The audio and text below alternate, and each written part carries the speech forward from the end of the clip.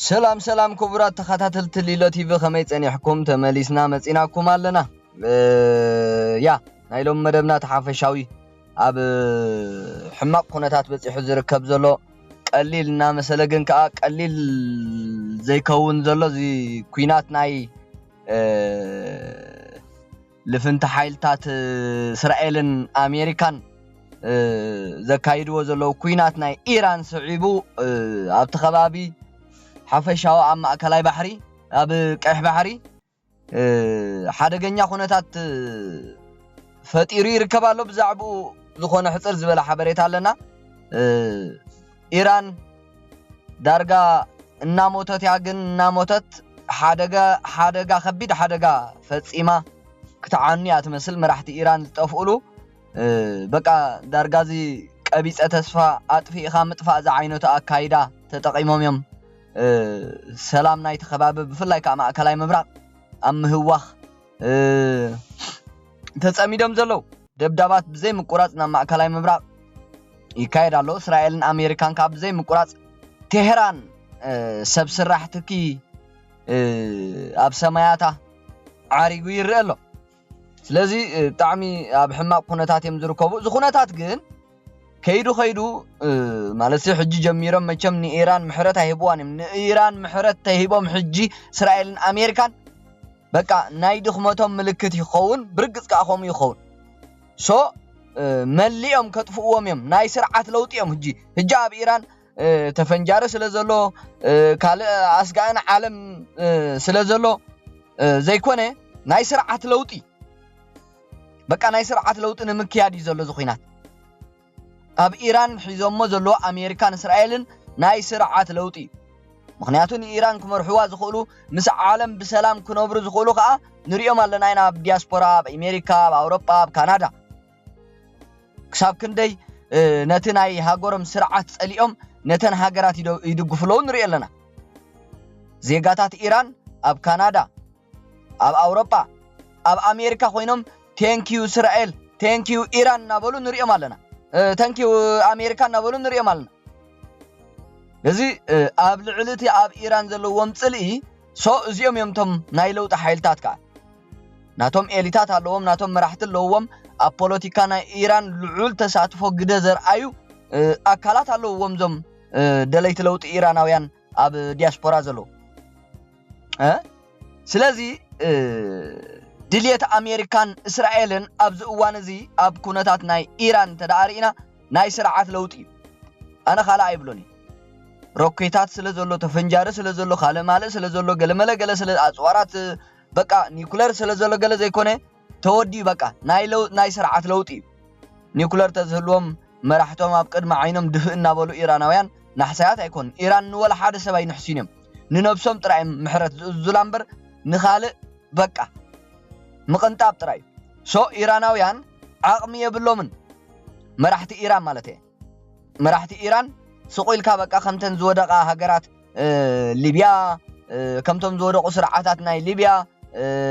عراق سوريا كوموميم تنفيحها بمنفعة تراي تنفيحهم تراي مزلو سو نابت حبريتا خنقاتو نابت حبريتا خنسجر سلازا عب إيران سي نعالم كسجز زخيل نأمريكا كسجز زخيل نإسرائيل كسجز زخيل زخونة استرقاق أطوار يلن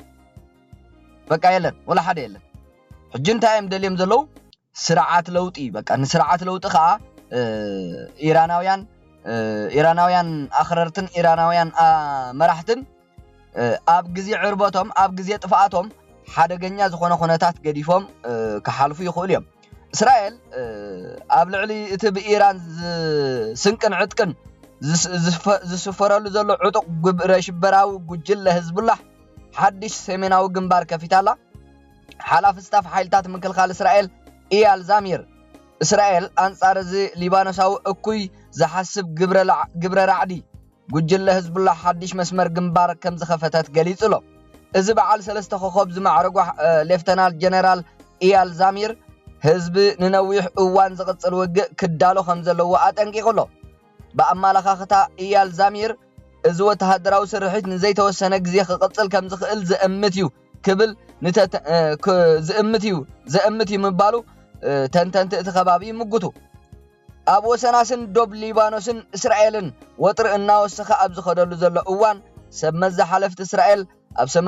ሰሜናዊ እስራኤል ዘሎ ኩነታት ብቀረባ ይከታተልዎ ከም ዘለዎ ኣፍሊጦም ህዝቡላህ ኣብዚ ሕጂ እዋን ምስ እስራኤል ዝገብሮ ዘሎ ምትንኳያት ንሃገረ ሊባኖስ ከቢድ ዋጋ ከም ዘኽፍላ ብኣግኡ ተገሚትሎ መንግስቲ ሊባኖስ ነዛ ዓንዳር ዕጡቕ ጉጅለ ምንቅስቃሳቱ ከም ዝኣገደ ድሮ ገሊጽ ነይሩ እዩ መንግስቲ ሊባኖስ ብተወሳኺ እዚ ብመቕኑን ኢራን ዝዋሳወስ ግብረ ራዕዲ እቲ ኣብ ዝሓለፈ ዓመት ምስ እስራኤል ዝገበሮ ውዕል ሰላም የፍርሰሎ ብምባል እውን ይኸሶ እዩ ህዝቡላህ ብወገን ቀንዲ እቲ ናብ እስራኤል ቦምባታት ክድርቢ ዝቕስቦ ምኽንያት ናይቲ ኣብ ዝሓለፈ ቀዳም ብመጥቃዕቲ ደብዳብ ነፈርቲ እስራኤል ኣብ ቴህራን ዝተቐትለ ኣያቶላህ ዓሊ ኻሜኒ ናቱ ሕነ ንምፍዳይ ምዃኑ እዩ ዝገልጽ ሰብ በዚ ኮይኑ በቲ እስራኤል ልዕሊ 100,000 ኣጋር ሰራዊት ናብ ሰሜን ክንቀሳቐስ መዲባላ ማለት እዩ ድሮኳ ኣብ ደቡብ ርእሰ ከተማ ቤይሩት ሓያሎ ዕንወታ ኸቲላላ ተዓዘብቲ ከም ዝብልዎ እንተኾይኑ ድማ እስራኤል ምልእቲ ሊባኖስ ክትወራ ከም ትኽእል ግምታት ኣሎ ኣቐድም ኣቢሉ እውን እስራኤል ናብ መሬት ሊባኖስ ክትኣቱ ፍቃድ ተዋሂቡ ኣሎ ሚኒስተር ምክልኻል እስራኤል ካትዝ ምስ ቀዳማይ ሚኒስተር ቤንጃሚን ነታንያሁ ብምዃን ንእስራኤል ምክልኻል እስራኤል ናብ መሬት ሊባኖስ ከኣቱን ተወሳኺ ስትራቴጂካዊ ቦታታት ክቆፃፀርን ስልጣን ከም ዝሃቦ ኣፍሊጥሎም ዕላማ ህዝቡላህ ኣብ ጥቃዶብ ኣብ ዝርከብ ስፍራታት እስራኤል መጥቃዕቲ ሮኬት ሰብ ኣልቦ ነፈርትን ንምክልኻል ስርሒት ዝጉርጉር ኣንበሳ ሰራዊት እስራኤል ኣብዚ እዋን ኣብ ደቡባዊ ሊባኖስ ወተሃደራዊ ስርሒት የካይዳሎ ኣብ ቤይሩትን ካልኦት ከባቢታት ዝርከቡ መኽዘናት ኣጽዋርን ማእከላት ትእዛዝን ህዝቡላህ ብከቢድ መጥቃዕቲ ነፈርቲ የዕንሎ ማለት እዩ መልሲ መንግስቲ ሊባኖስ ኩሉ ወተሃደራዊ ንጥፈታት ህዝቡላህ ደው ኣቢሉ እቲ ጉጅለ ዕጥቂ ክፈትሕን ኣብ ፖለቲካዊ ጉዳያት ጥራይ ከድህብን ኣዚዝሎም እዚ ውሳነ ኣብ መንጎ ኢራን እስራኤልን ኣሜሪካን ዝካየድ ዘሎ ዞባዊ ኩናት እናተጋደደን ከሎ ህዝቡላህ ንእስራኤል ኣብ ዘጥቃዓሉ ዘሎ እዋን እዩ